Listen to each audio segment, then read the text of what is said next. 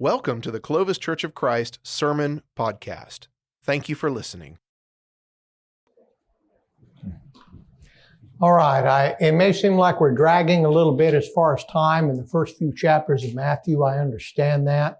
But there are some things in particularly the first two chapters, that we want to take a little bit of time to go over because in some ways they kind of establish what you do with the bulk of the Gospel of Matthew. So give me a little bit of slack in the first two chapters and we'll get through it and then we'll pick up our pace.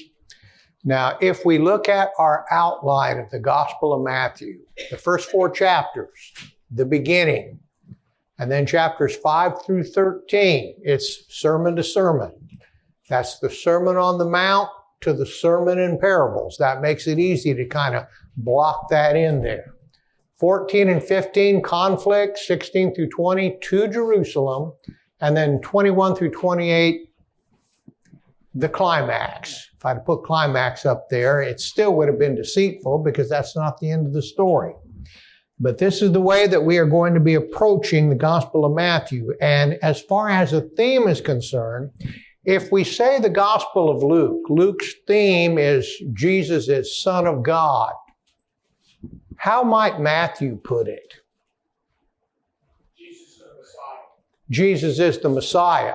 He's the Son of David. Matthew, writing to a Jewish audience, will stress this idea. He is the one of whom the Old Testament was speaking.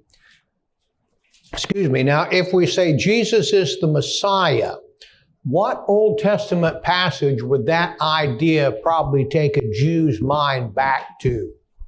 What chapter in the Old Testament? Daniel chapter 9. We talked about that last week. We also brought in the Ezekiel passages talking about the prince in Ezekiel chapters 40 through 48. These are the verses that really did a lot to set their ideas concerning the Messiah. And one thing we also brought in last week was a quotation from a scholar by the name of Edersheim. He was speaking historically about the way the Jewish nation at that time kind of looked at the Old Testament prior to the coming of Jesus. And if you look at that one more time, and we will probably bring this up several times, from this point of view, the whole Old Testament becomes the perspective in which the figure of the Messiah stands out.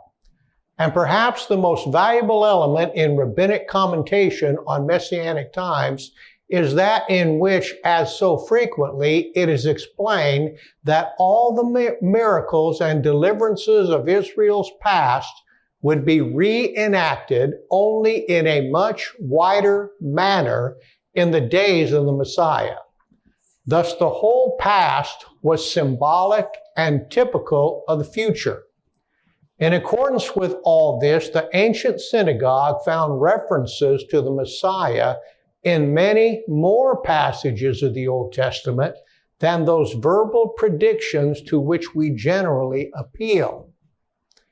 Now, that's a long, fairly complex way of saying it, but we'll just kind of boil it down. In the old synagogue, prior to the coming of Jesus, did they find more references to the Messiah than we do, or less references when they looked at the Old Testament? They saw the Messiah everywhere. They looked at the history of Israel as being a foreshadow of the coming of Messiah. Everything that happened to Israel in the past,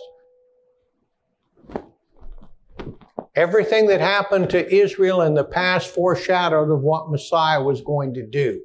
Now, the question with that was, how accurate were they? How close to the truth was that idea? Was there any truth in it at all? Is there such a thing as foreshadowing where prophecy is concerned? And that's something that you do have to talk about when you get into the Gospel of Matthew. Now, also one thing we emphasized last week, Matthew 1:21, she shall bear a son, and you shall call his name Jesus, for he will save his people from their sins. When Matthew talks about Jesus, the coming Messiah, does he emphasize him as somebody who leads a worldly kingdom or someone who will save from sin? That's rhetorical. It's right in front of us. Jesus is emphasized as someone who is going to be interested in taking away the sins of people. And then right off the bat in chapter 1, Matthew gets into the practice of establishing what he has to say by prophecy. And the first prophecy up is Isaiah 7 and verse 14, the prophecy of the virgin birth. Now here's where we're going to spend a little bit of time this morning because it is an important topic. Let's go back to Isaiah 7. And in talking about the prophet Isaiah, one thing we said last week, this is the one that liberal scholars, they just can't let it stand. Isaiah can't be just one guy writing. It has to be 4 or 5 or 6 different guys writing at different times, and they threw them all into one book and just called it Isaiah. Now, why is it important to the liberal to set aside the prophecy of Isaiah? Because they're extensive. They're specific. I mean, he is. If Isaiah is allowed to stand, then the Bible's true. And the liberal just doesn't want to believe that. And Isaiah is so precise. The only way you're going to set aside the impact of the book of Isaiah is to make up some story about different guys writing at different times. And it starts with Isaiah chapter 7 and verse 14, the prophecy of the virgin birth. Now, last week in talking about this, 2 main complaints of the liberal scholar. Number 1, the word virgin. What about it? They want to say young woman. They want to say young woman. Virgin doesn't really mean virgin. Well, answer to that, when the Jews translated it from Hebrew into Greek, in the Septuagint version, they used a word which definitely meant virgin. Prior to the coming of Jesus, they knew that word meant virgin. Now, the other argument they make against it is, well, this kid that's under consideration is Isaiah's kid, Meher Halal Shashbaz, who comes up in chapter 8. Now, when you look at that kid, number 1, his wife wasn't a virgin. Number 2, his name, Meher Shalal Hasbaz, is definitely a negative name. It means somebody's going to get crushed. Now, so you have that difference right there. Emmanuel, the child born of the virgin, is that a positive name or a negative name? God with us? You can't get any more positive than that. Now, when we talk about the virgin birth, one of the problems that we confront is everybody who discusses it tends to just focus on that passage. And they tend to forget what came after in the book of Isaiah and in other books that were written at about the same time. Now, to illustrate what I'm talking about, look at chapter 7, the prophecy of the virgin birth. Look at chapter 8. That's where Meher Shalal Hashbaz. Y'all got that name down? Meher Shalal Hashbaz. Remember that. Steve? When you said that last week about Isaiah, it made me think about some stuff concerning the Dead Sea Scrolls.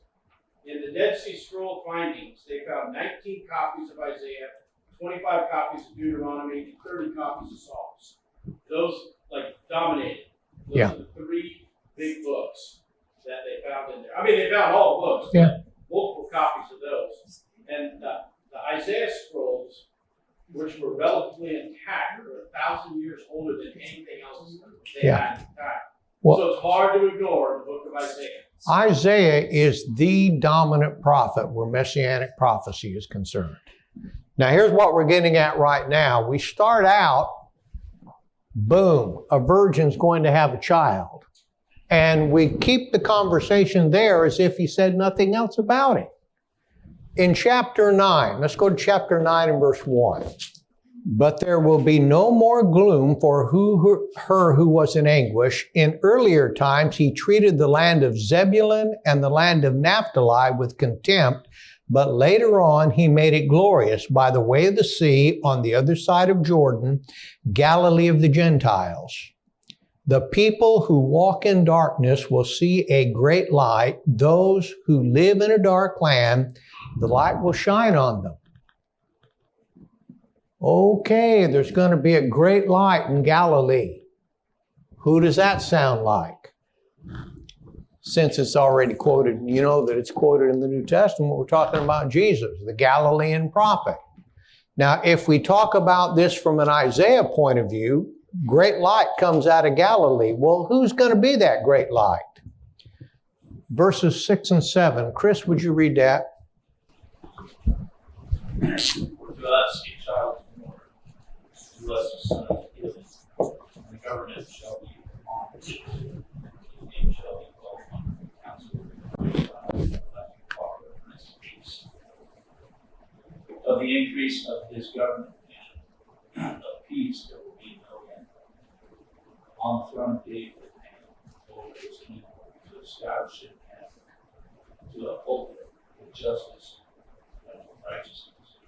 From this time forth and forevermore, the zeal of the Lord of hosts will do this. Okay, here's a sidebar. You see that last line, the zeal of the Lord of hosts will accomplish this? That statement is made several times by prophets. Whenever you see that statement, look really close at what's surrounding it, because that means this is something really important and God is going to do it. Now, if you back up to the 6th verse, who are we still talking about? Did I write 5 and 6? I meant 6 and 7. For unto us, what's going to be born? We're still talking about the child. You got the child in chapter 7. You still got the child in chapter 9, verses 6 and 7. And what do you notice about this child? There's too much stuff to write up on the board.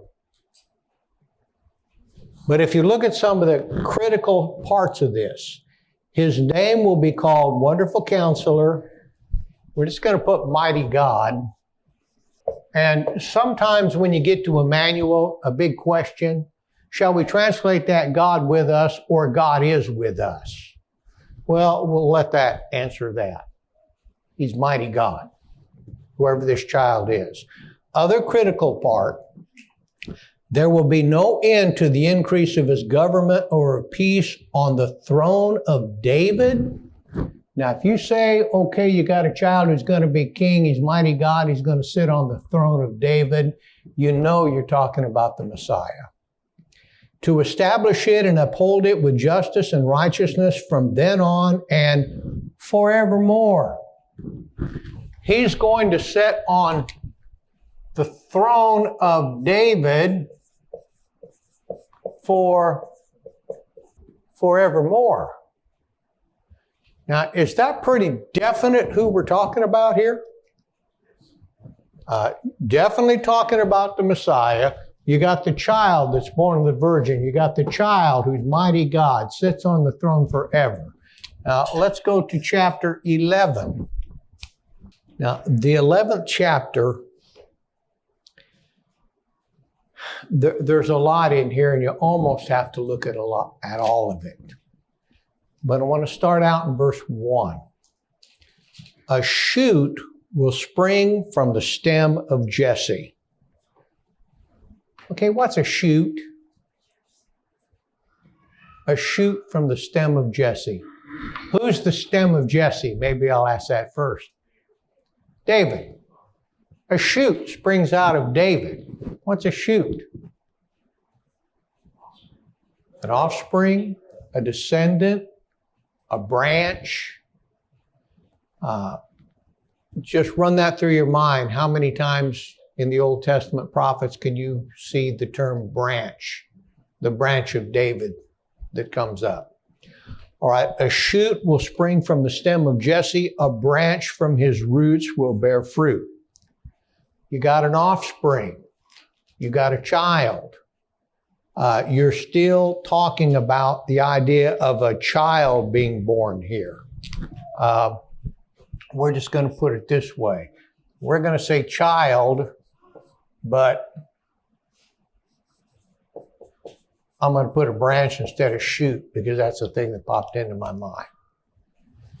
You got this offspring being born here. 4th verse. But with righteousness he will judge the poor and decide with fairness for the afflicted of the earth. He will strike the earth with the rod of his mouth, and with the breath of his lips he will slay the wicked. All right, he's going to be a judge, but he's going to judge righteously.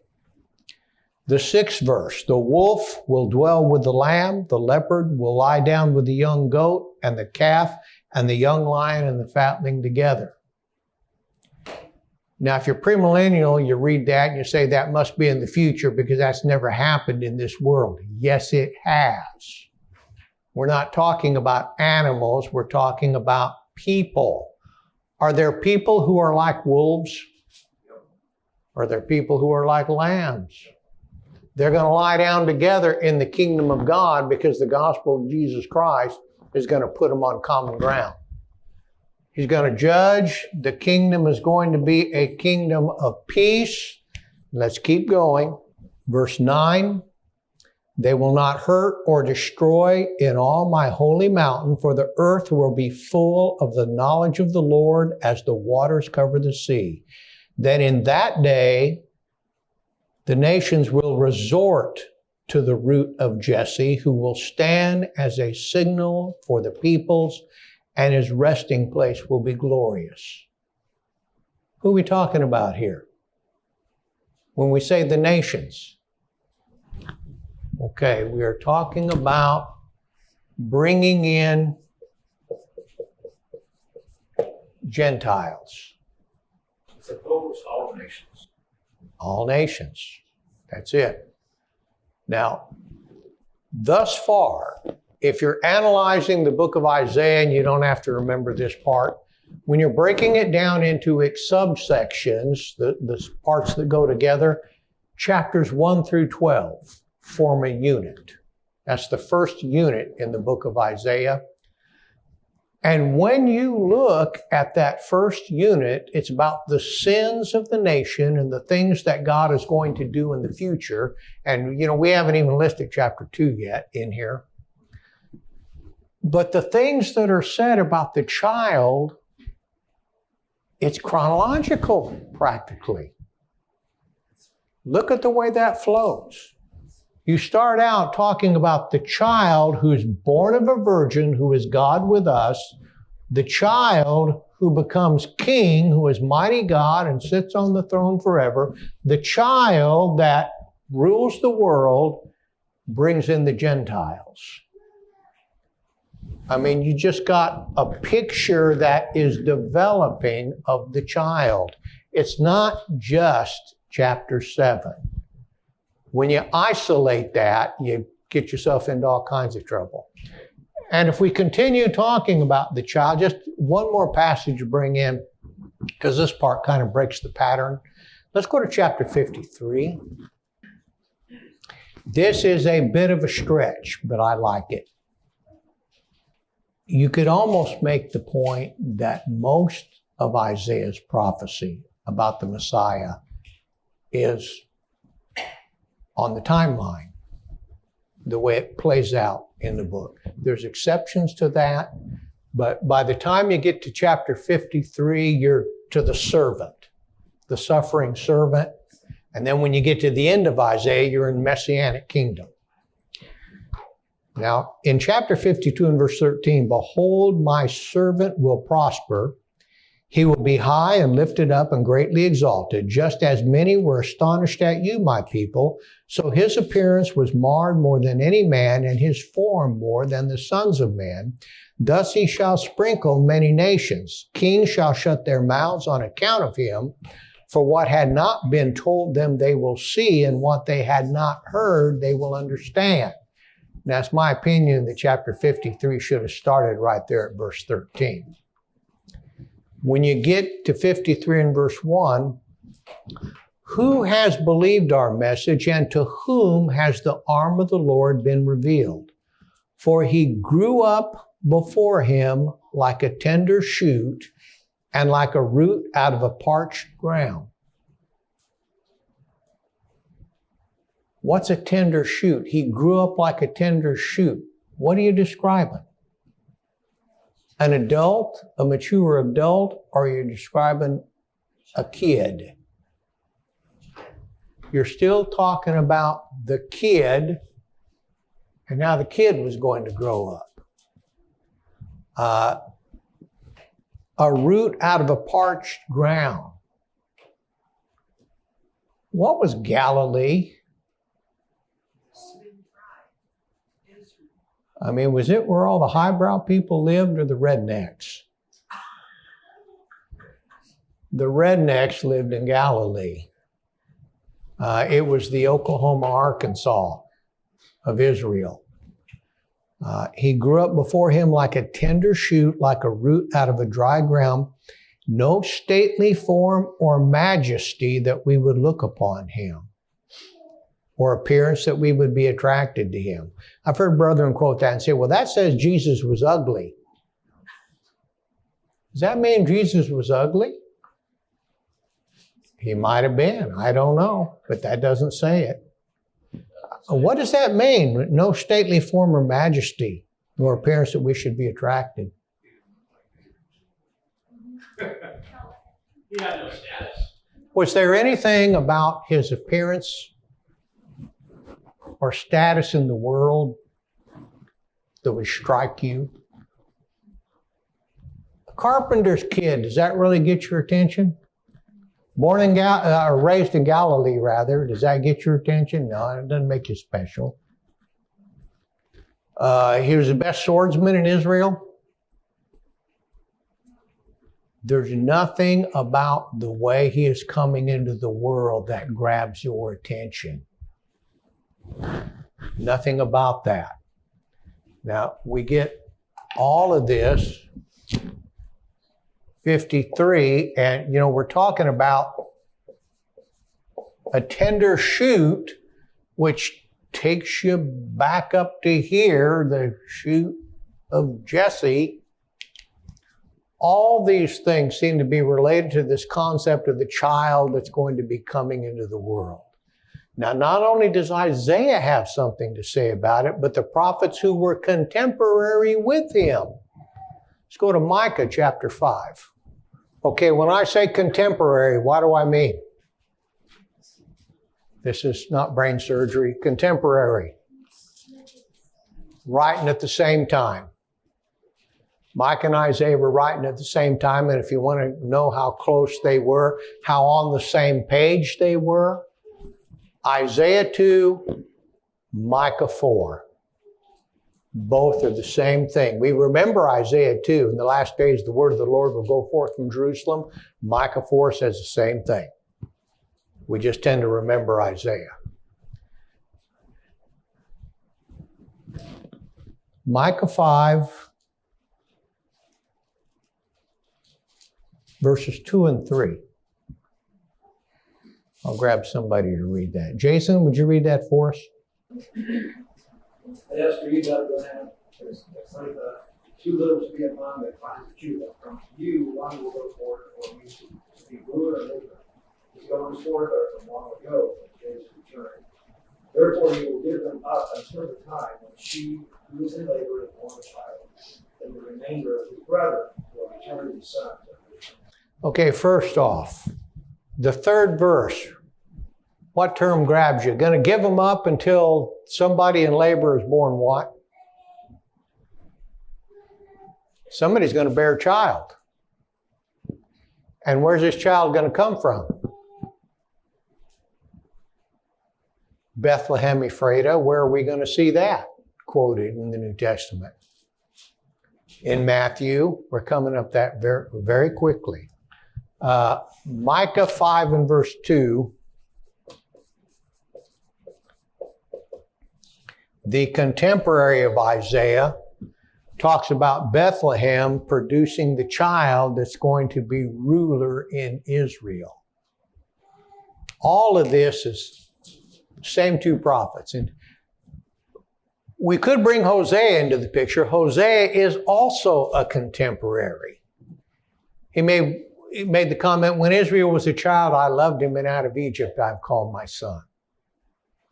Matthew's going to quote that. That's the difficult one. Now, all of this, when somebody says, Isaiah really wasn't talking about a virgin, really wasn't talking about Jesus, was talking about somebody else, open your eyes. You got a big picture there about what was going to happen. Yes? You think these Israelites are people that the remnant, I guess you could say, that may have their eyes open and saw the semblance between, Saul and King Saul, and how he ruled, and David came in as someone like Christ, not really the youngest, and not really a man of stature like Saul was, and all that background, and how God, from that point on, always brought the meek and the poor in spirit to rule and lead well. I think they saw all of that. You remember Edersheim's comment?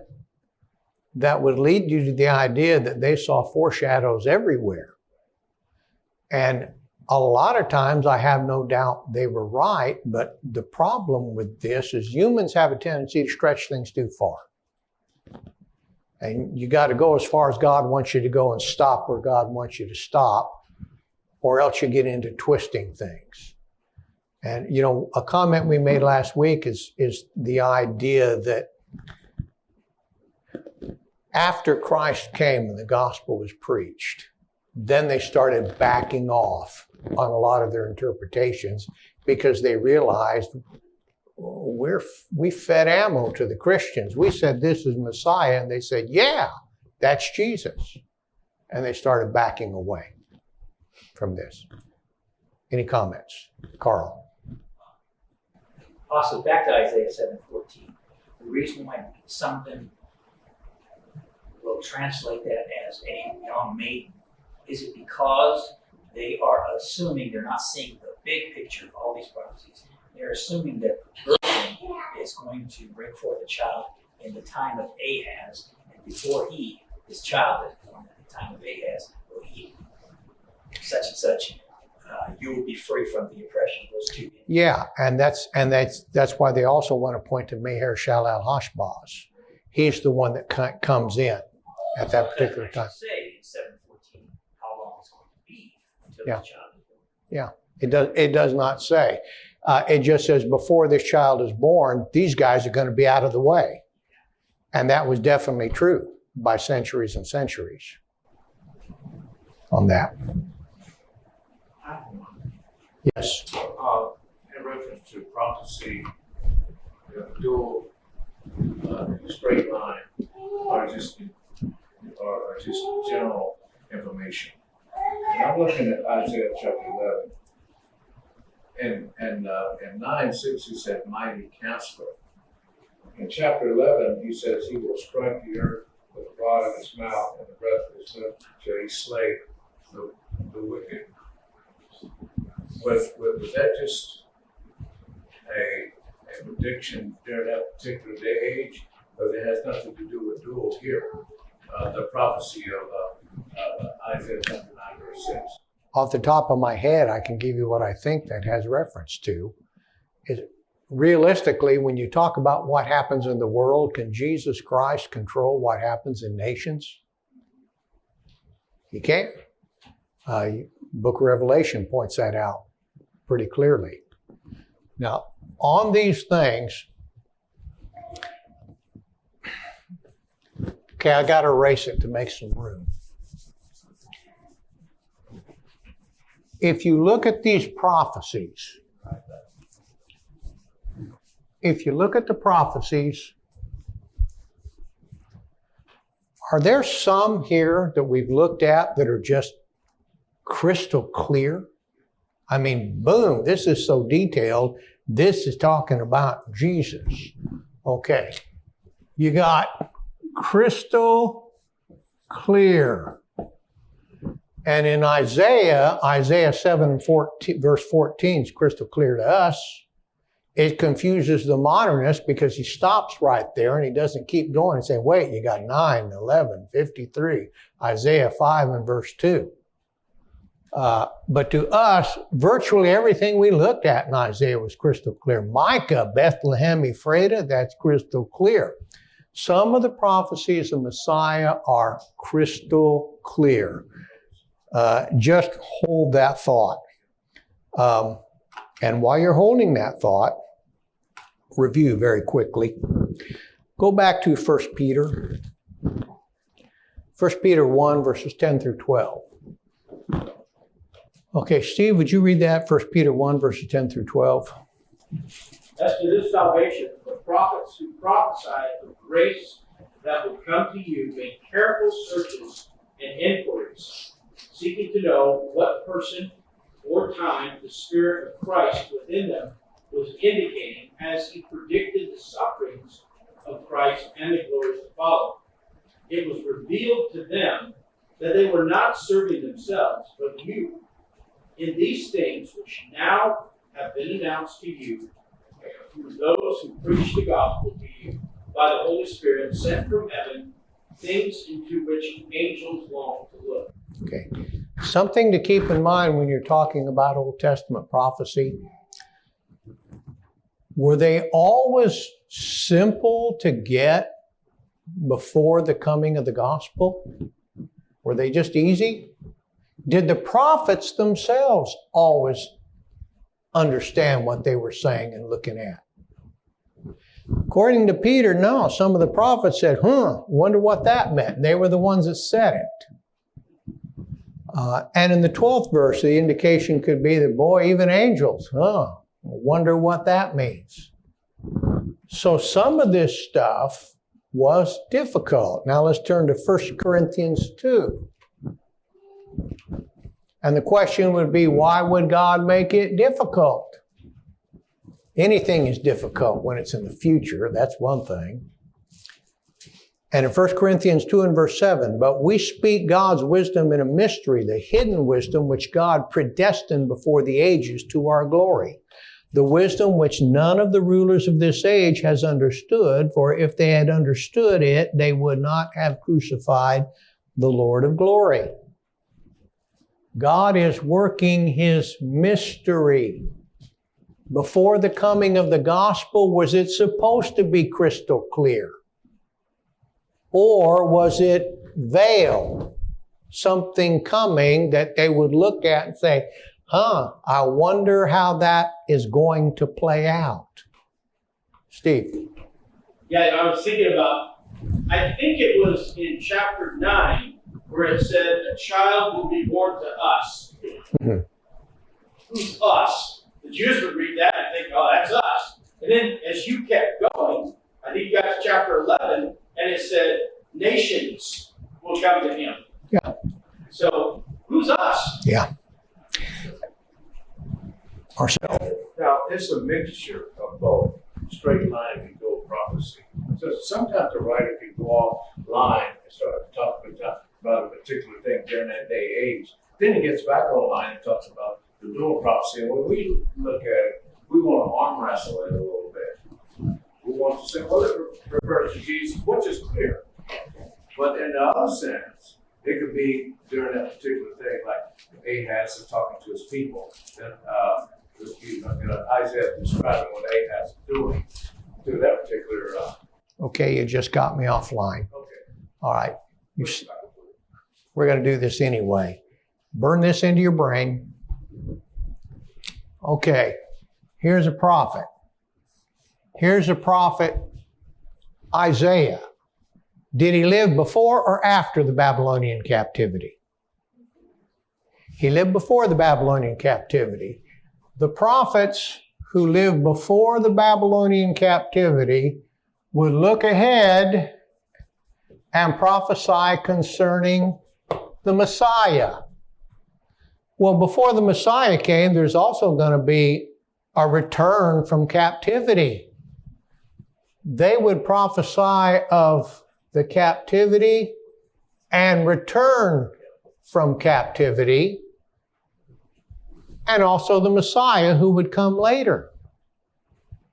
Is it always, when you're reading the prophets, is it always crystal clear where the line should be drawn between the return from captivity and the Messiah? Events which were separated by 500 years. Sometimes it's difficult. Later on, you got a prophet who prophesies after the Babylonian captivity. He looks ahead. He doesn't see this anymore because it's already happening. He just sees the Messiah. Those guys tend to be a little bit easier.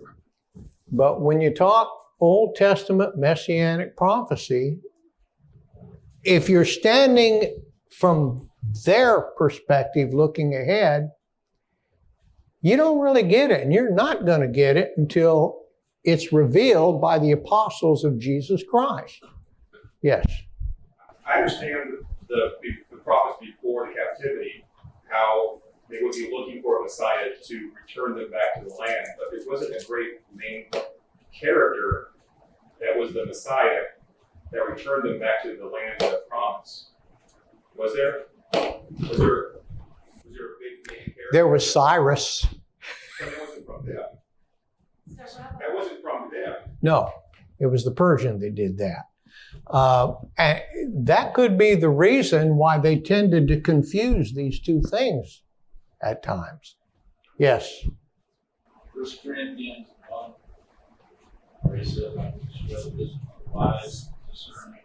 Could you say that a little bit 1 louder? Corinthians 1, Yes. it says, I will destroy the wisdom and wise, discernment, discerning. I will report.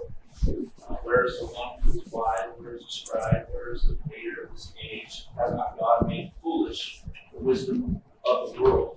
I mean, that's what we're talking about. There's a veil there because that's what God intended. Yeah. Okay, and let's draw this line in our mind.